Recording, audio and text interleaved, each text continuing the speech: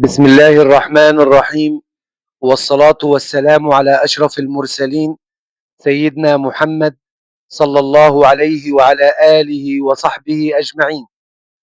أحبائي طلاب وطالبات الصف الرابع الابتدائي، أهلا وسهلا بكم في مقهى الخوارزمي للرياضيات. النهاردة إن شاء الله تعالى حصة رقم 1 وهناخد فيها الأعداد الكبيرة. قبل ما نبدأ في الدرس أتمنى نعمل لايك واشتراك في القناة وشير للفيديو عشان محتوانا يوصل لأكبر عدد من الناس.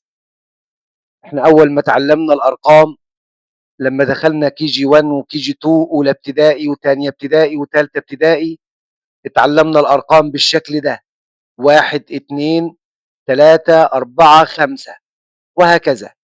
الأرقام اللي قدامك دي أرقام هندية، الأرقام دي أرقام هندية وليست أرقام عربية. أمال الأرقام العربية فين؟ الأرقام اللي قدامك دي هي الأرقام العربية. واحد يقول لي لا دي أرقام إنجليزي.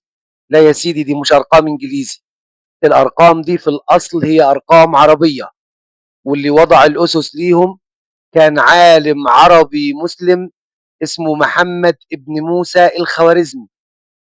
الأرقام اللي قدامك دي أرقام في الأصل عربية، واللي وضع الأسس ليهم كان عالم عربي مسلم اسمه محمد ابن موسى الخوارزمي. يبقى احنا الارقام الهنديه دي خلاص هننساهم، احنا مش هنشتغل بيهم تاني. ارقام الهنديه دي احنا مش هنشتغل بيهم تاني. احنا شغلنا السنه دي او بدايه من السنه دي هيكون بالارقام دي. طيب، هو الدرس بتاع النهارده اسمه الاعداد الكبيره. اعداد كبيره يعني اعداد فيها ارقام كتير. عشان نقرا العدد اللي فيه ارقام كتير انت محتاج ان انت تقسم العدد ده الى مجموعات. عشان تقرا عدد ارقامه كتير انت محتاج تقسمه الى مجموعات. تبدا من اليمين، كل 3 ارقام مع بعض في مجموعه.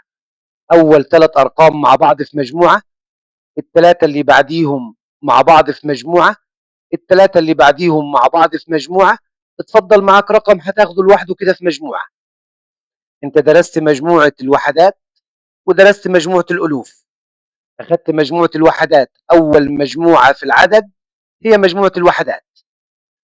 المجموعه اللي بعديها على طول هي مجموعه الالوف. المجموعه اللي بعديها هي مجموعه الملايين. المجموعه الرابعه والاخيره هي مجموعه المليارات. يبقى انت معانا في العدد ده 4 مجموعات. يبقى العدد ده فيه 4 مجموعات. اول 3 ارقام مع بعض اسمهم مجموعه الوحدات من اليمين. الثلاثه اللي بعديهم مجموعه الالوف. الثلاثه اللي بعديهم مجموعه الملايين. فضل معانا رقم اخذناه لوحده في مجموعه، مجموعه المليارات. انت درست الوحدات ودرست الالوف، الجديد عليك الملايين والمليارات. اخر مجموعه على الشمال، اخر مجموعه على الشمال ممكن تلاقي فيها رقم، وممكن تلاقي رقمين، وممكن تلاقي 3 ارقام. واي مجموعه قبليها هتلاقي فيها 3 ارقام. كل مجموعه بيكون فيها على الاكثر 3 ارقام. اكثر حاجه تلاقيها 3 ارقام. انا بتكلم عن المجموعه الاخيره اللي على الشمال. الاخيره اللي على الشمال في اي عدد ممكن تلاقي رقم، ممكن تلاقي رقمين، ممكن تلاقي 3. واي مجموعه قبليها هيكون فيها 3 ارقام. فلما نجي نقرا العدد ده هنقراه من الشمال لليمين. نبدا باول مجموعه، هنقرا العدد اللي موجود في المجموعه وننطق اسمه. اللي موجود معانا في المجموعه دي انا شايف 3، فلما اجي اقراها هقول 3 مليار. 3 مليار. المجموعه اللي قبليها فيها 3 ارقام، نقراهم مع بعض: 425. بس 425 ايه؟ 425 مليون. المجموعه اللي قبليها فيها 3 ارقام، نقراهم مع بعض: 756. 756 ايه؟ 756 الف. 890. المجموعه دي مش هننطق اسمها، المجموعه دي بنسميها المجموعه اللي ما تتسماش. لما نقرا اي عدد مش بننطق اسم المجموعه دي، هي اسمها مجموعه الوحدات، بس لما بنقرا العدد مش بننطق اسمها. هتلاحظ احنا لما قرينا العدد قلنا 3 مليار، قرينا العدد اللي موجود في المجموعه ونطقنا اسمها. 425 مليون، قرينا العدد ونطقنا اسمها. 756 الف. قرينا العدد ونطقنا اسم المجموعة. هنا هنقول 890 ونسكت خلاص، مش هنقول وحدات. المجموعة دي اسمها المجموعة اللي ما تتسماش، ما ننطقش اسمها. لما نقرأ العدد مش هننطق اسمها. نقرأ العدد مرة تاني: 3 مليار 425 مليون 756 ألف 890. عشان تقرأ أي عدد هتقسمه المجموعات.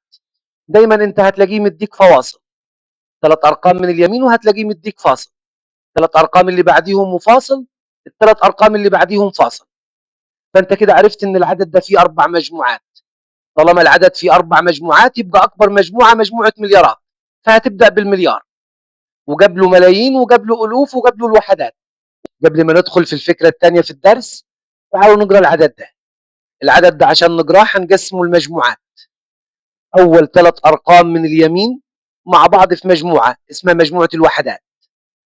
ال3 اللي بعديهم على طول مع بعض في مجموعة اسمها مجموعة الألوف. 3 اللي بعديهم مع بعض في مجموعة اسمها مجموعة الملايين. اتفضل معاك رقمين، الرقمين دول هتاخدهم مع بعض في مجموعة اسمها مجموعة المليارات. العدد ده كده فيه 4 مجموعات، فأكبر مجموعة معانا هي مجموعة المليارات. لو في 3 مجموعات هيبقى أكبر مجموعة مجموعة الملايين. لو في مجموعتين هتبقى أكبر مجموعة مجموعة الألوف. إنما العدد ده كده فيه 4 مجموعات.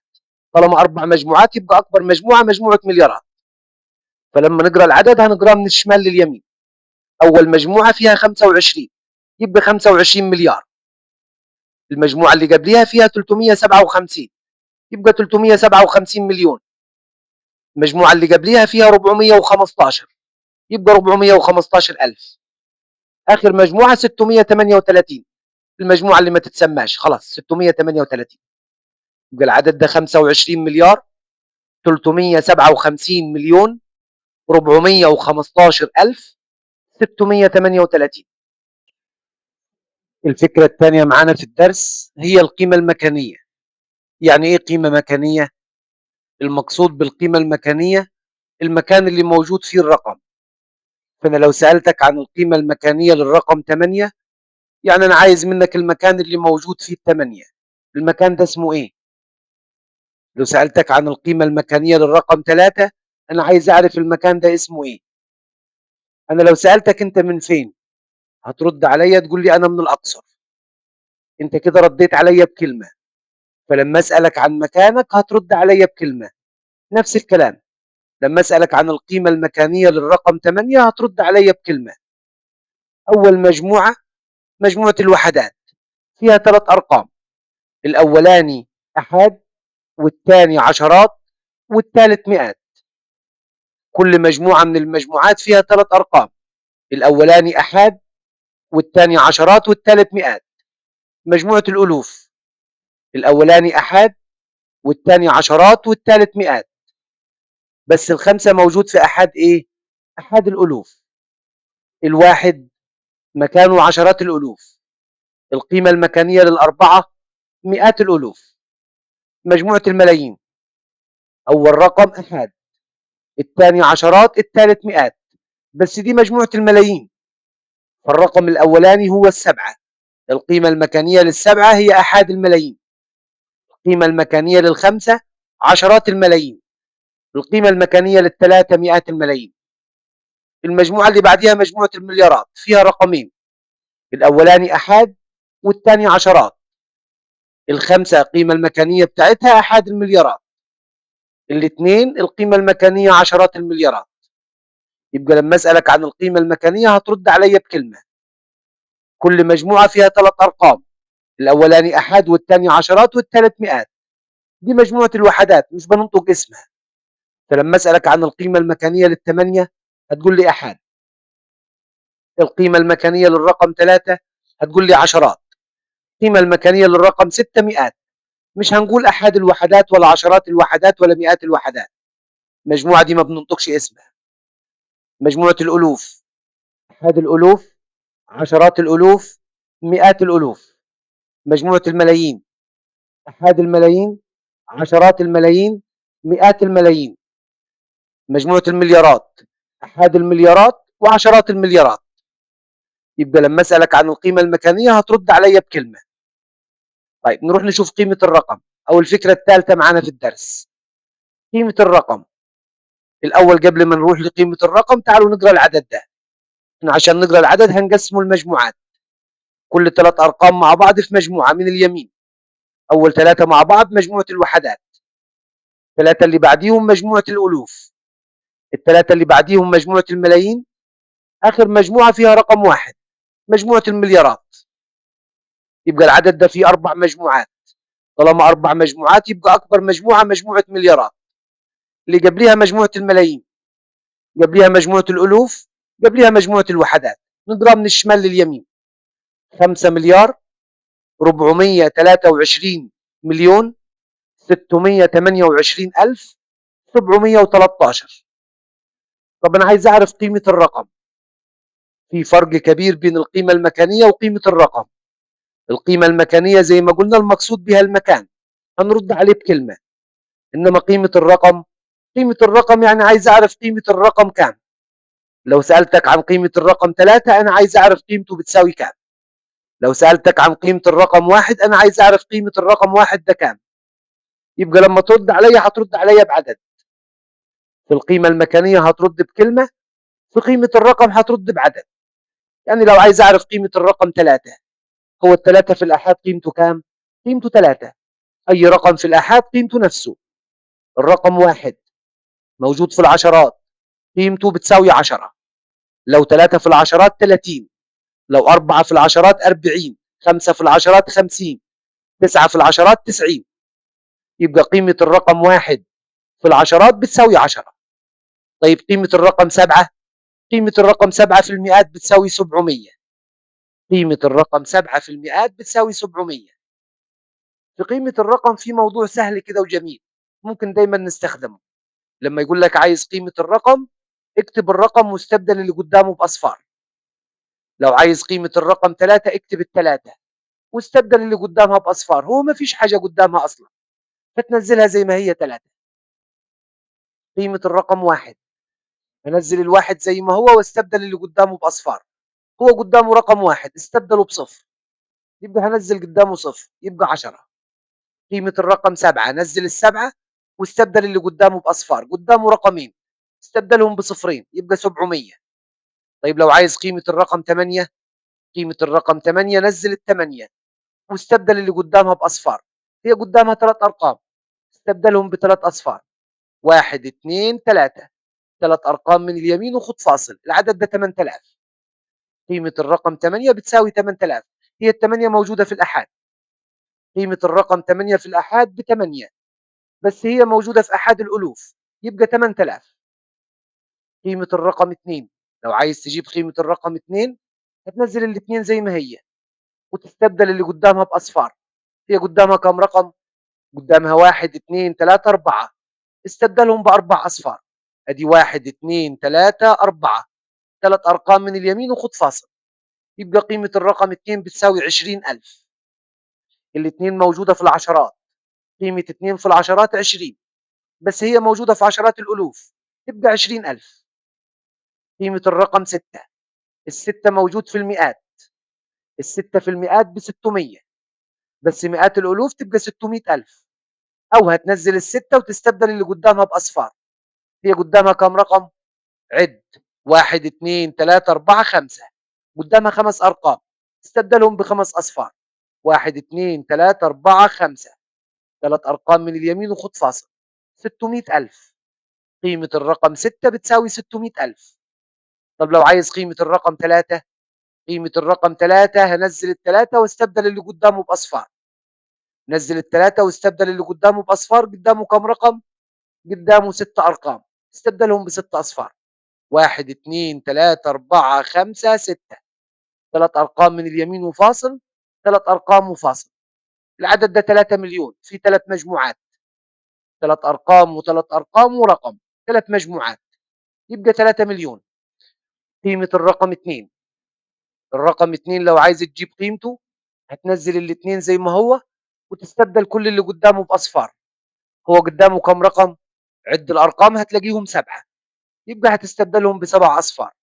أدي 1 2 3 4 5 6 7، 3 أرقام من اليمين فاصل، 3 أرقام وفاصل. العدد ده بيساوي 20 مليون. العدد ده فيه 3 مجموعات، ادي مجموعة 2 3. المجموعة الثالثة مجموعة ملايين فيها 20 يبقى 20 مليون.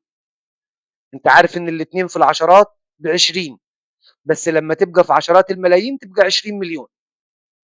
قيمة الرقم 4. هنزل الأربعة زي ما هو وهستبدل كل اللي قدامه بأصفار. عد الأرقام اللي قدامه هتلاقيهم 8، يبقى هتستبدلهم ب8 أصفار.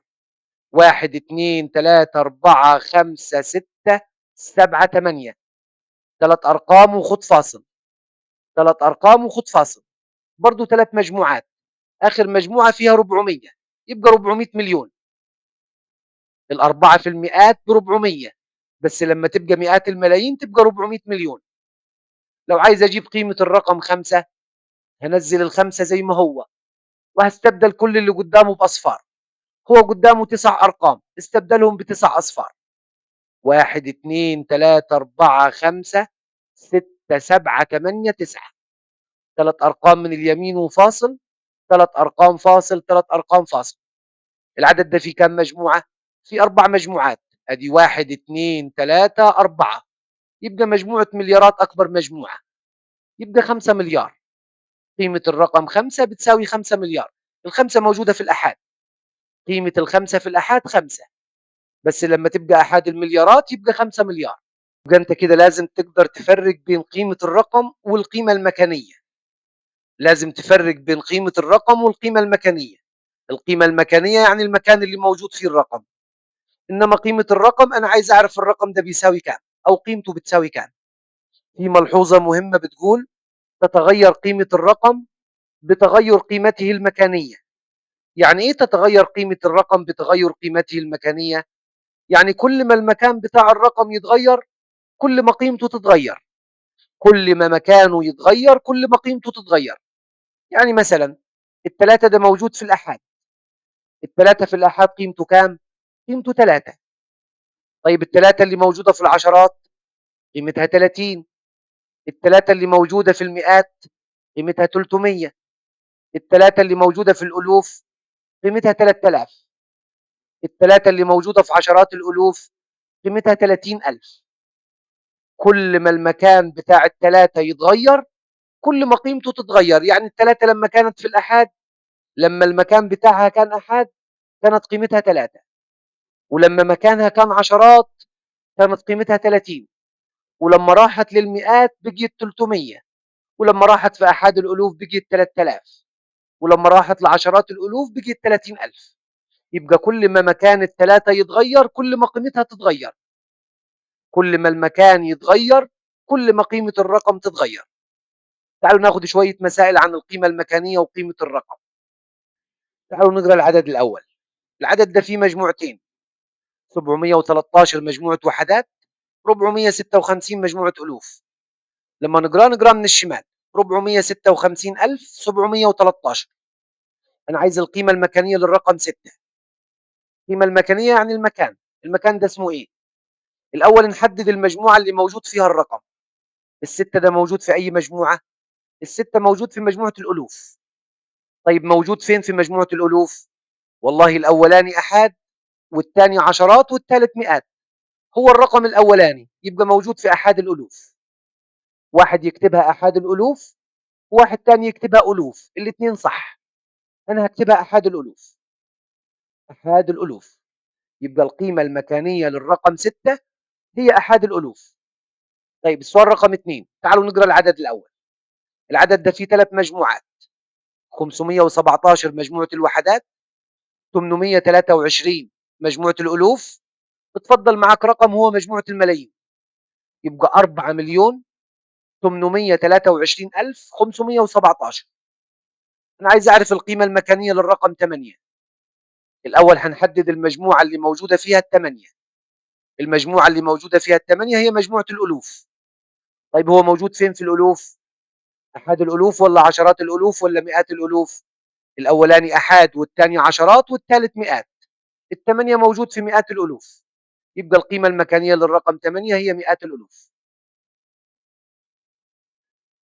سؤال رقم 3، تعالوا نقرأ العدد الأول. العدد ده برضه فيه 3 مجموعات، المجموعة الأولى وحدات، اللي بعديها ألوف، اتفضل معاك رقمين مجموعة الملايين.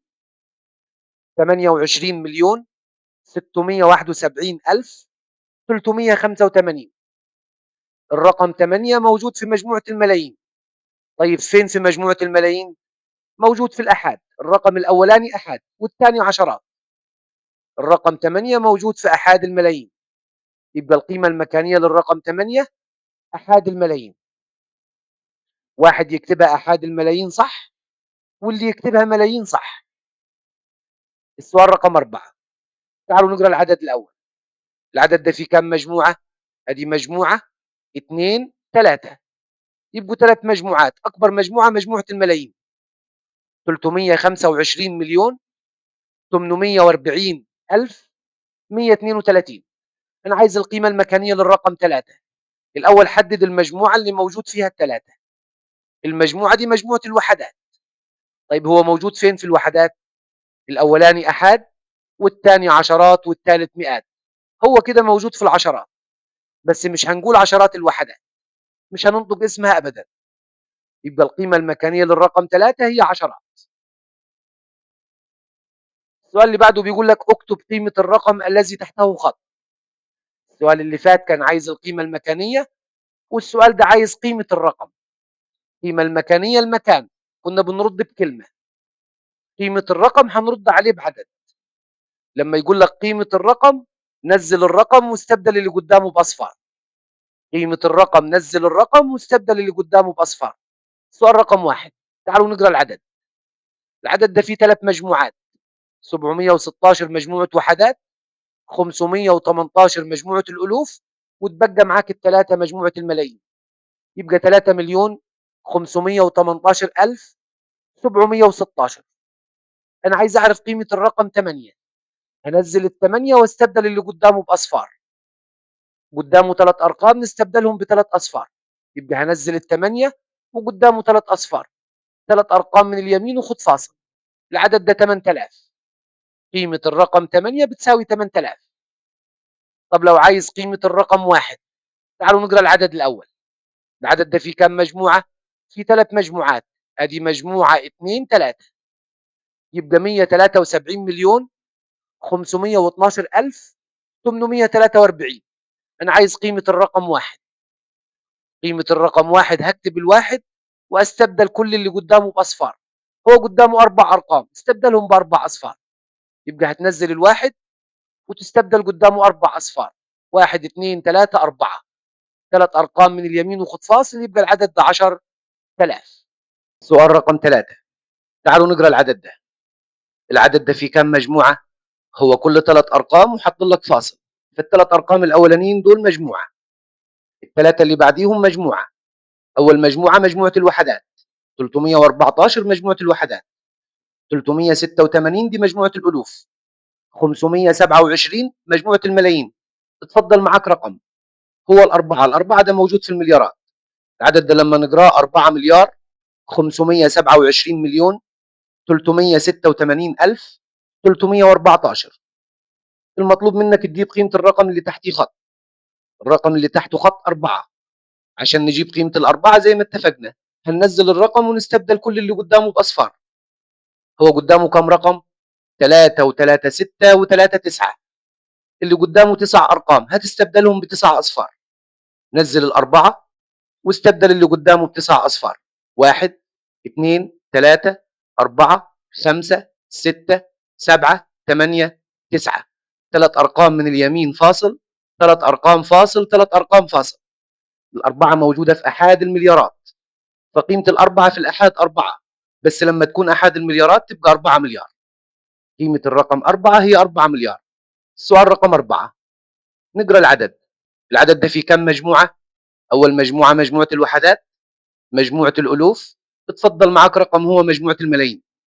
هو كده فيه 3 مجموعات، أكبر مجموعة مجموعة الملايين، فلما نقراه 3,687,153. احنا عايزين نجيب قيمة الرقم 3. قيمة الرقم 3 هننزل الثلاثة ونستبدل اللي قدامه بأصفار. هو قدامه كم رقم؟ قدامه 6 أرقام، استبدلهم ب6 أصفار. 1، 2، 3، 4 5 6 3 أرقام وفاصل 3 أرقام وفاصل. العدد ده 3 مليون. يبقى قيمة الرقم 3 هي 3 مليون. السؤال اللي جاي ده هو السؤال اللي بيجي في الامتحان. القيمة المكانية وقيمة الرقم سؤالها في الامتحان بيجي بالشكل ده. يقول لك أكمل. رقم 1 القيمة المكانية للرقم 5 في العدد 1,857,364.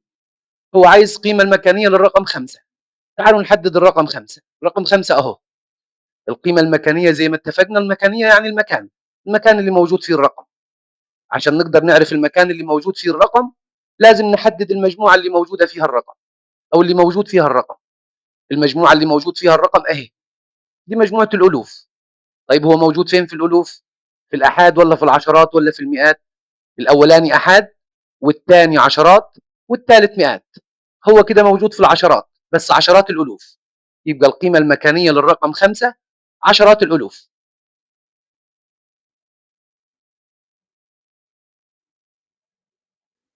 السؤال رقم 2 القيمة المكانية للرقم 3. القيمة المكانية للرقم 3 يعني المكان اللي موجود فيه الثلاثة. عايز يعرف المكان ده اسمه ايه؟ في العدد 36,716,485. عشان نقدر نعرف القيمة المكانية للرقم 3 نحدد الرقم 3. الرقم 3 اهو. عشان نقدر نعرف الرقم 3 قيمته المكانية ايه، هنحدد المجموعة اللي موجود فيها الثلاثة. المجموعة اللي موجود فيها الثلاثة هي دي. المجموعة الثالثة. المجموعة الثالثة اسمها مجموعة الملايين. الأولاني أحاد والثاني عشرات. الثلاثة موجودة في العشرات. عشرات ايه؟ عشرات الملايين. يبقى القيمة المكانية للرقم 3 هي عشرات الملايين.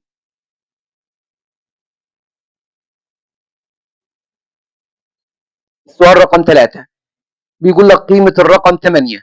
المرة دي بيطلب قيمة الرقم مش القيمة المكانية. قيمة الرقم خلاص عرفناها، هننزل الرقم ونستبدل اللي قدامه بأصفار. القيمة المكانية المكان، قيمة الرقم نزل الرقم واستبدل اللي قدامه بأصفار. ما تنساش ما تتلخبطش بينهم. معظم الناس بتتلخبط بين القيمة المكانية وقيمة الرقم. من اسمها كده مكانية يعني المكان، هترد بكلمة. إنما قيمة الرقم هنكتب عدد. هننزل الرقم اللي عايزين قيمته ونستبدل اللي قدامه بأصفار. قيمة الرقم 8 في العدد. تعالوا نقرأ العدد ده. العدد ده فيه كام مجموعة؟ أول 3 أرقام مع بعض مجموعة الوحدات، الثلاثة اللي بعديهم ألوف، الثلاثة اللي بعديهم ملايين. في 3 مجموعات. أكبر مجموعة مجموعة ملايين 853,167,531. المطلوب منك قيمة الرقم 8. تعال نحدد الثمانية. الثمانية أهي، أنا عايز قيمتها. لو عايز قيمتها هنزلها واستبدل اللي قدامها بأصفار. تعال نعد الأرقام اللي قدامها. 1 2 3 4 5 6 7 8. يبقى هتكتب الثمانية وتنزل قدامها 8 أصفار. 1 2 3 4 5 6 7 8. 3 أرقام من اليمين فاصل 3 أرقام فاصل. العدد ده 800 مليون. هو في 3 مجموعات. أول 3 أرقام مجموعة الوحدات، 3 اللي بعديهم مجموعة الألوف، 3 اللي بعديهم مجموعة الملايين. الملايين فيها 800. يبقى 800 مليون. مفيش حاجة تانية أقراها خلاص. 800 مليون. قيمة الرقم 4 أو قيمة الرقم 6 في العدد 1,264,537. أنا عايز قيمة الرقم 6. أحدد الرقم 6. الستة أهو. هنزل الستة واستبدل اللي قدامه بأصفار. هو قدامه 4 أرقام، استبدلهم بأربع أصفار. يبقى 6 وقدامها 4 أصفار. 1 2 3 4. 3 أرقام من اليمين وخد فاصل. يبقى 60,000. قيمة الرقم 6 بتساوي 60,000. فاضل معانا آخر فكرة في الدرس، وهي إزاي نقدر نكون أكبر عدد وأصغر عدد من مجموعة أرقام. هو هيديك مجموعة أرقام ويقول لك كون لي أكبر عدد وكون لي أصغر عدد. تعالوا نشوف.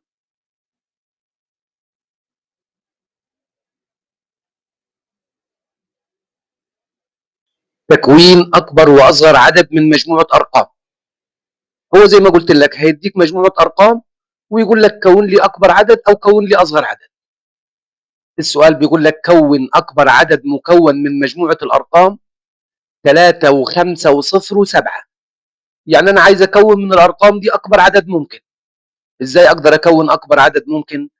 هبدأ من الشمال بأكبر رقم فيهم. أكبر رقم فيهم هو ال7، أصغر منه على طول ال5، أصغر منه ال3، أصغر حاجة الصفر. 3 أرقام من اليمين وخد فاصل. العدد ده 7530، هو ده أكبر عدد مكون من الأرقام. يبقى لما يقول لك كون أكبر عدد مكون من مجموعة أرقام، هتبدأ من الشمال، هتاخد أكبر واحد فيهم تبدأ بيه من الشمال، واللي أصغر منه واللي أصغر منه وهكذا. طيب بيقول لك كون أصغر عدد مكون من مجموعة الأرقام 8 و3 و0 و1 و4. هو هنا عايز يكون أصغر عدد.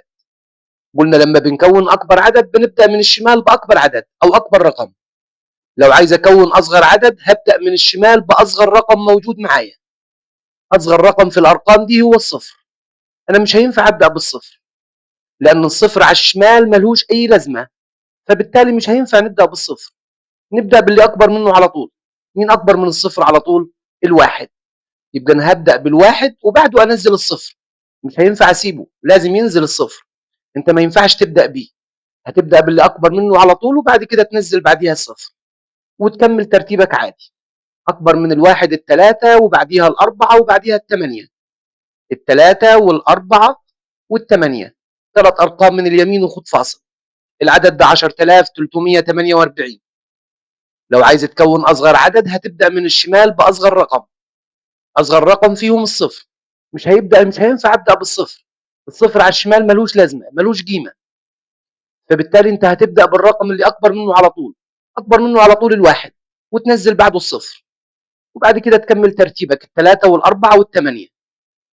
يبقى 10348 ده أصغر عدد مكون من مجموعة الأرقام دي.